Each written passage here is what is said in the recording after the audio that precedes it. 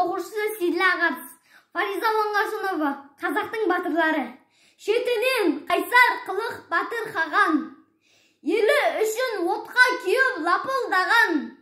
Жат біреу жау ниетпен жерін басса, тымағын баса киіп тақымдаған. О менің батыр бабам. Жанына қуат қойып жайсаң далам, ханның да қаһарын тайсалмаған. Көз ілмей елін қорғап, жерін қорғап, тау асып, сай шарлаған. О менің қайсар бабам.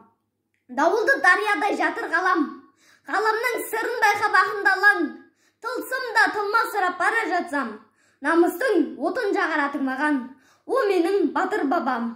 Әретсе әркетімді әрі заман, келіш мені күнім айда жыры жалаң. Көбірлеп әруағына сиынам да, қаныма атой салар жылу алам. О менің ұлы бабам.